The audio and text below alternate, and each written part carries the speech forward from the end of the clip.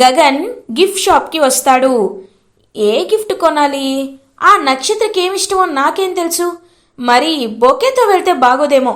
అందుకే ఏదో ఒక గిఫ్ట్ తీసుకోవాలి అని అటుగా చూస్తాడు గగన్. చూడగానే ఒక మంచి గిఫ్ట్ కనబడుతుంది. కానీ అది చూసినప్పుడు భూమి గుర్తుకు వస్తుందన్నమాట గగన్కి. ఈ బ్యాంగిల్స్ భూమికైతే చాలా బాగుంటాయి. కానీ భూమికి నచ్చుతుందో నచ్చదో. భూమికి ఏం కావాలి? తనకేం అవసరం? ఎందుకు భూమికి ఫోన్ చేస్తే సరిపోతుంది కదా. కానీ వాళ్ళ ఇంట్లో వేరే వాళ్ళు కాల్ లిఫ్ట్ చేస్తే సర్లే ఏదో ఒకటి మేనేజ్ చేస్తాను అని ఇంకా ల్యాండ్లైన్ నెంబర్కి కాల్ చేస్తాడు గగన్. అక్కడే ఉన్న బిందు ఫోన్ అయితే లిఫ్ట్ చేస్తుంది. హలో ఎవరు అని అడుగుతుంది బిందు. హలో భూమి ఉందా అని గొంతు మార్చి మాట్లాడుతూ ఉంటాడు గగన్. మీరెవరు అని అడుగుతుంది బిందు. నేను భూమి వాళ్ళ ఊరి నుంచి మాట్లాడుతున్నాను. భూమితో మాట్లాడి చాలా రోజులైంది. అందుకే తను ఎలా ఉందో తెలుసుకోవాలని వాళ్ళ అమ్మా నాన్న అనుకుంటున్నారు. ఒకసారి భూమికి ఫోన్ ఇవ్వండి అని ఇంకా గొంతు మార్చి మాట్లాడతాడనమాట గగన్. ఓ అవునా, ఇప్పుడే వస్తున్నాను. భూమి నీకు మీ ఊర్లో వాళ్ళు ఎవరో ఫోన్ చేశారు అని భూమి అయితే అలా ఇంకా భూమి దగ్గరికి బయలుదేరుతుంది బిందు. అప్పుడే అదంతా గమనిస్తూ ఉంటుంది అపూర్వ. ఎవరు దీనికి ఊరి నుండి ఫోన్ చేశారు అని ఫోన్ లిఫ్ట్ చేసి అలా ఇంక తీసుకుంటుంది. హలో భూమి, నేను గగన్ని అని అంటాడు గగన్. రేయ్ నువ్వా? ఎంత ధైర్యం రా నీకు? ఈ ఇంటికి నువ్వు ఫోన్ చేస్తావురా అని అంటుంది అపూర్వ. ఏయ్ ఎవరు నువ్వు? పక్కనోళ్ళు ఫోన్ మాట్లాడుతుంటే వాళ్ళ ఫోన్ కాకుండా వేరే వాళ్ళ ఫోన్ లిఫ్ట్ చేయడానికి నీకు సిగ్గుగా లేదా? అసలు ఎవరే నువ్వు అని అడుగుతాడు చాలా రెక్లెస్గా గగన్. ఏయ్ అపూర్వరా? అపూర్వ అని అంటుంది అపూర్వ. హో నువ్వా? అయితే నేను వేనడంలో తప్పు లేదులే. మా అమ్మకి ఒక రౌడీ వెధవనిచ్చి పెళ్లి చేయాలనుకొని నా దృష్టిలో ఎప్పుడో నువ్వు దిగజారిపోయావు అని అంటాడు గగన్. రేయ్ నువ్వు నన్ననేంత వాడివయ్యావురా? రేయ్ నా గురించి నీకు తెలీదు. ఈరోజు సాయంత్రానికల్లా నువ్వు ఎక్కడున్నా నిన్ను వెతికి చంపుతాన్రా అని అంటుంది అపూర్వ. హేయ్ నీకెందుకంత శ్రమ? నేను సాయంత్రం బర్త్డే పార్టీకి వస్తున్నాను. నీ కూతురు బర్త్డే పార్టీకే వస్తున్నాను.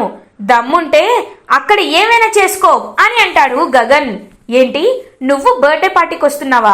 నిన్నెవరు ఇన్వైట్ చేసింది అని అడుగుతారు. ఎవరో కాదు, నీకు పుట్టిన నీ కూతురే ఇన్వైట్ చేసింది. వెళ్ళి ముందు దాని సంగతి ఏంటో తెలుసు, తర్వాత నా దగ్గరికి రా. నేను పౌరుషానికి వెళ్ళి సాయంత్రం బర్త్డే పార్టీకి రానేమో నువ్వు అనుకుంటున్నావేమో. వస్తా, ఖచ్చితంగా వస్తా. నీ కూతురు నా కాళ్ళపై పడి పిలిచిందని కాదు, నా భూమి కోసం నేను వస్తా అని కాల్ కట్ చేస్తాడు గగన్. ఇదంతా ఇంకా అక్కడి నుంచి వినేస్తూ ఉంటుందన్నమాట భూమి. ఒక్కసారిగా ఇంకా అపూర్వ ఎక్స్ప్రెషన్స్ అవన్నీ చూస్తూ ఇంకా గగన్ ఏం మాట్లాడి ఉంటాడో అర్థం చేసుకుంటుంది భూమి. అని గట్టిగా అరుస్తూ ఉంటుంది అపూర్వ. అప్పుడే ఇంక అక్కడికి వస్తుంది గోరింటాక్ పిన్ని. ఏంటమ్మాయి ఎందుకంటే ఇరిటేటింగ్గా ఫీల్ అవుతున్నావు? ఎవరు ఫోన్ చేశారు అని అడుగుతుంది.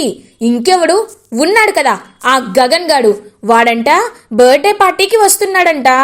దమ్ముంటే నన్ను అక్కడేమైనా చెయ్యని నాతో దురుసుగా మాట్లాడుతున్నాడు. వాడికి ఎంత పొగరు అని కోపంగా ఉంటుంది అపూర్వ.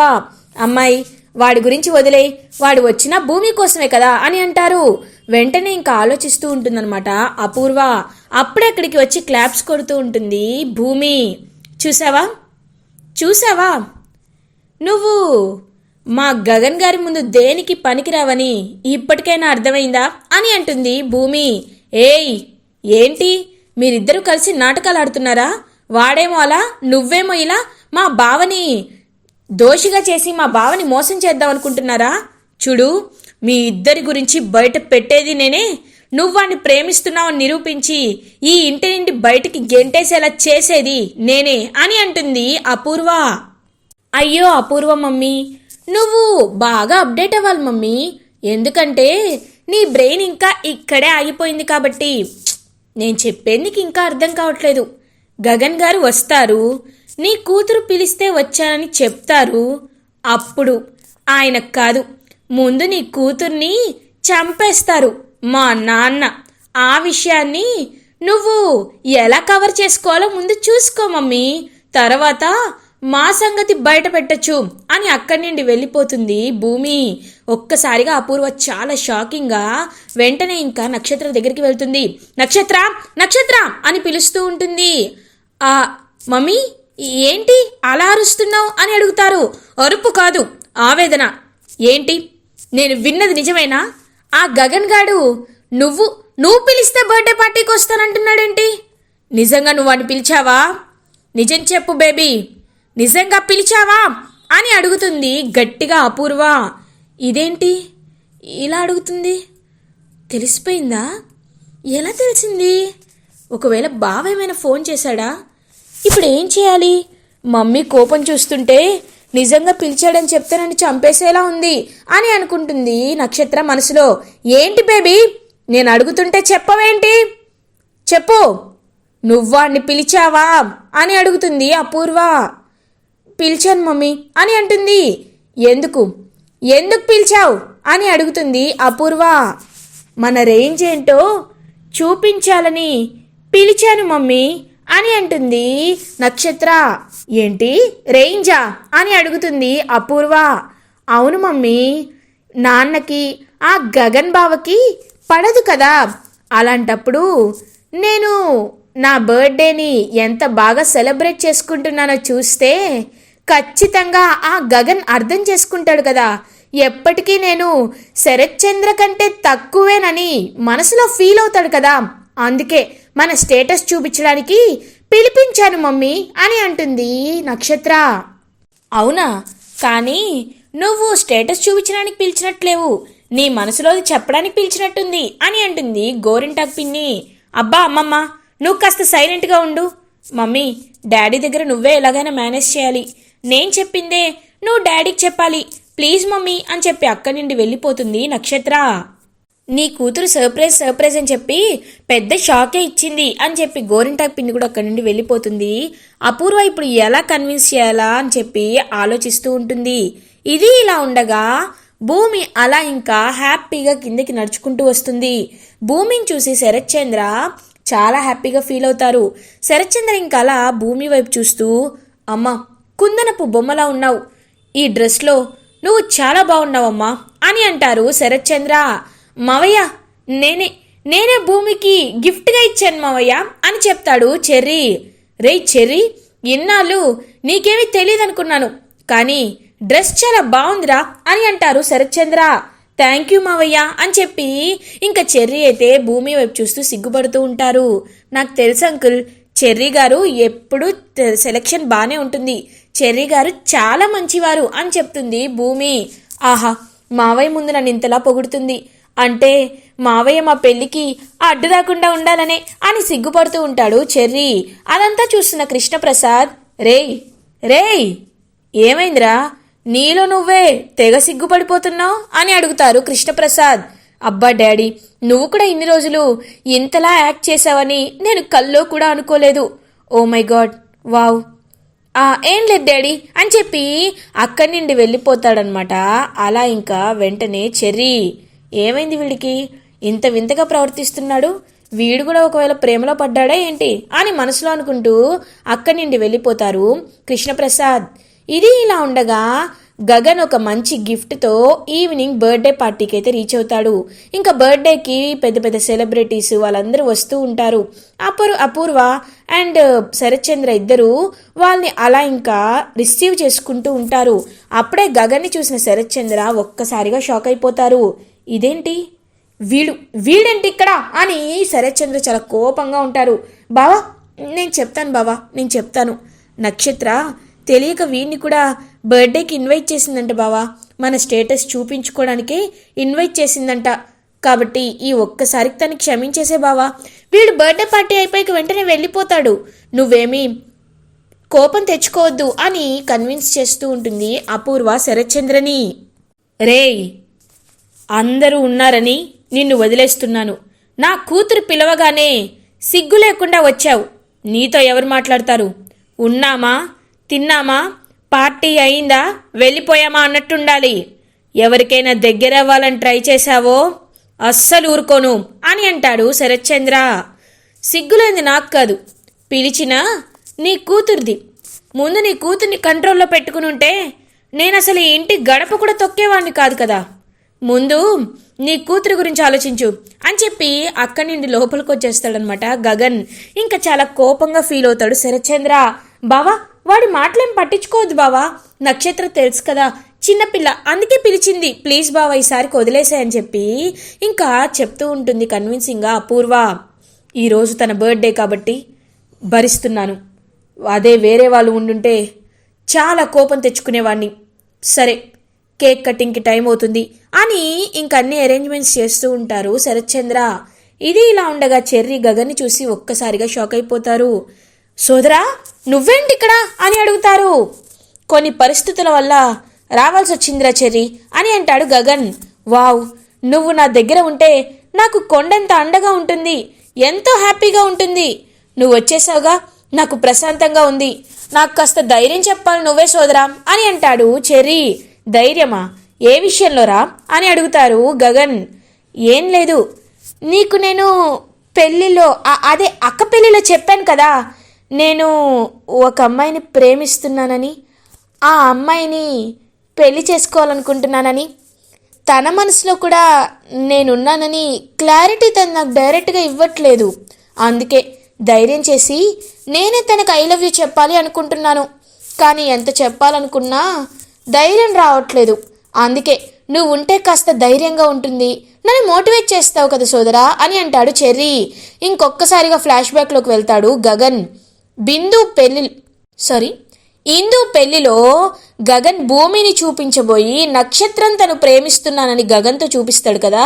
గగన్ ఒక్కసారిగా ఊహించుకుంటాడు, అంటే వీడు నక్షత్రం ఇంతలా ప్రేమిస్తున్నాడా, మరి నక్షత్రం ఎందుకు నా వెంట పడుతుంది? చచ్చ, అయినా వీళ్ళిద్దరికే కరెక్ట్, ఏదోటి చేసి వీళ్ళిద్దరిని కలపాలి అని మనసులో అనుకుంటాడు గగన్. రేయ్, ఎందుకు భయపడుతున్నావు? డైరెక్ట్గా వెళ్ళి డేరింగ్గా ప్రపోజ్ చేయి, తను ఏమంటుందో చూద్దాం అని అంటాడు గగన్. అంతే అంటావా అని అంటారు. అంతేరా, నువ్వు ఏదో ఒకటి అందరూ ఉన్న చోటు కాకుండా పక్కకు తీసుకువెళ్ళి ప్రపోజ్ చేసేయి. నీ దగ్గర ఏదైనా ఉందా అని అడుగుతారు. ఆ డ్రెస్సు నేనే గిఫ్ట్గా ఇచ్చాను అని అంటాడు చెర్రీ. ఇంకా నక్షత్ర డ్రెస్ గుర్తు చేసుకుంటాడు, చూస్తూ ఉంటాడు అనమాట గగన్. ఓ అవునా, డ్రెస్ తీసుకుందా అని అంటారు. తీసుకుంది అని చెప్తాడు. అయితే ఇంకేంటి, హ్యాపీగా ఇప్పుడే చైనో రింగో ఇచ్చి ప్రపోజ్ చేసే అని చెప్పి అక్కడి నుండి వెళ్ళిపోతాడు భూమిని వెతుక్కుంటూ గగన్. ఆహా, ఎంతైనా సోదర పెద్దవాడు కదా, గ్రేట్, నాకు మంచి ఐడియా ఇచ్చాడు. ఈ రింగు భూమికి చాలా బాగుంటుంది. భూమి దగ్గరికి వెళ్ళి కళ్ళు మూసుకొని వేలికి ఈ రింగు పెట్టేసి హ్యాపీగా నేను ఇష్టపడుతున్నాను భూమి అని చెప్పేస్తాను అని ఇంకా వెళ్ళిపోతాడు అక్కడి నుండి చెర్రీ. ఇది ఇలా ఉండగా గగన్ భూమిని వెతుక్కుంటూ వెళ్తూ ఉంటే కరెక్ట్గా భూమినే గగన్కి ఎదురొస్తుంది. ఇద్దరు అలా ఒకరి కళ్ళల్లోకి ఒకరు ప్రేమగా చూసుకుంటూ ఉంటారు. గగన్ కల్లో తనతో ఎలా బిహేవ్ చేశాడో అదంతా గుర్తు చేసుకుంటూ ఇంకా సిగ్గుపడుతూ ఉంటుంది భూమి, నీతో కొంచెం మాట్లాడాలి అని అంటాడు గగన్. లేదు, నేను ఇప్పుడు మీతో మాట్లాడలేను అని వెళ్ళిపోతూ ఉంటుంది భూమి. ఇంకా వెంటనే భూమి చేయి పట్టుకుంటాడు గగన్. అలా ఇంకా భూమి ప్రేమగా గగన్ వైపు చూస్తూ ఉంటుంది. నీకోసం ఒక గిఫ్ట్ తీసుకొచ్చాను భూమి. నువ్వు నన్ను ప్రేమిస్తున్నావో ప్రేమించట్లేదో నాకు తెలీదు. నీ నోటి నుండి మాట వచ్చేంత వరకు నేను నిన్ను ఇబ్బంది పెట్టాలని కూడా అనుకోవటం లేదు.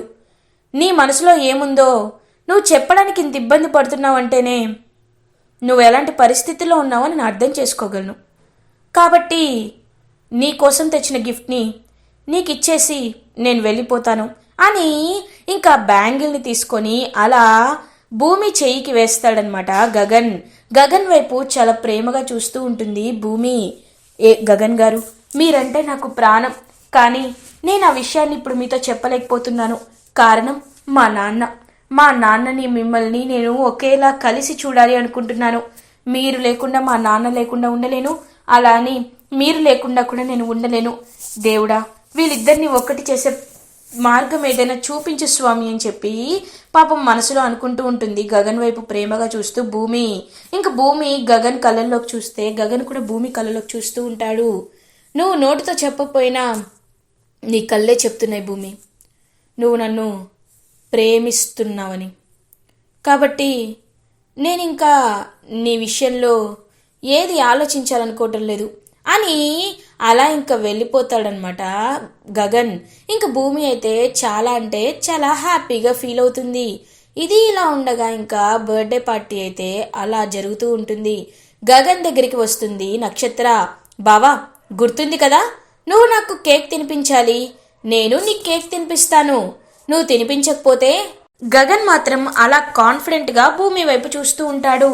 బేబీ, కేక్ కట్ చేయమ్మా అని అంటారు శరత్చంద్ర. ఇంకా అలా కేక్ని కట్ చేస్తూ ఉంటుందన్నమాట నక్షత్ర.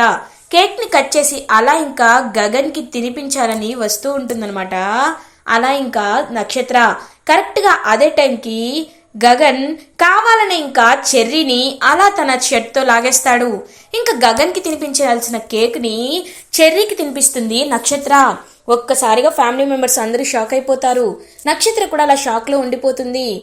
సరే సరే, వదిలేయండి, ఇదిగో తీసుకోండి అని చెప్పి ఇంకా అపూర్వ కూడా మామూలుగా ఉంటుంది. అప్పుడే ఇంకా వెంటనే గగన్ కేక్ కట్ చేస్తాడు. ఇంకా శరత్చంద్ర అలా చూస్తూ ఉంటాడనమాట. తినిపించు బావా, లేకపోతే ఏమవుతుందో తెలుసుగా అని అంటుంది నక్షత్ర. ఇంకలా కేక్ తీసుకొని కరెక్ట్గా తినిపించేలోపు ఇంకా భూమి అయితే నక్షత్ర కాలుపై ఇలా గట్టిగా తంతుంది. ఇంకా వెంటనే నక్షత్ర స్లిప్ అయిపోతుంది. అలా ఇంకా గగన్ అయితే భూమికి కేక్ తినిపిస్తారు. ఇంకా అందరూ ఒక్కసారిగా చాలా హ్యాపీగా ఫీల్ అవుతారు. ఇంకా అలా కేక్ కటింగ్ సెలబ్రేషన్స్ అయిపోతాయి. గగన్ వెళ్ళిపోబోతుంటే అపూర్వ, ఏయ్ ఏంట్రా, ఏంటి ఎక్కువగా మాట్లాడుతున్నావు అని అంటారు. నేను ఎక్కువ మాట్లాడడం కాదు, నువ్వే ఎక్కువ చేస్తున్నావు. ఇప్పటి నుండైనా జాగ్రత్తగా ఉండు, లేకపోతే నీ నిజాలన్నీ ఆయనకి తెలిసేలా చేస్తా అని అంటాడు గగన్. నువ్వేంట్రా చేసేది, నువ్వేం చేసేది? నా గురించి నిజస్వరూపం తెలియాలంటే వాళ్ళు ఇంకొక జన్మెత్తాది. నా గురించి నా బావ మంచిదాన్ని అనుకుంటున్నాడు, కానీ నేను చేసిన తప్పులన్నీ తెలిస్తే ఆయన నన్ను ఖచ్చితంగా ఉండనివ్వరు. అందుకే అవన్నీ దాచిపెడుతూ ఇలా నేను కవర్ చేస్తున్నానని చెప్తూ ఉంటుంది అపూర్వ. ఇంకా అలా వెనక్కి తిరిగి చూసేసరికి అక్కడ శరత్చంద్ర ఉంటాడు. ఒక్కసారిగా శరత్చంద్ర వైపు చూసి షాక్ అయిపోతారు అపూర్వ అండ్ గగన్. ఇలా ఎపిసోడ్ ఎండ్ అవుతుంది. ఫర్దర్ ఎపిసోడ్ రివ్యూస్ ముందుగా మీకు కావాలి అనుకుంటే మా ఛానల్ని సబ్స్క్రైబ్ చేసుకోండి. Thanks for watching.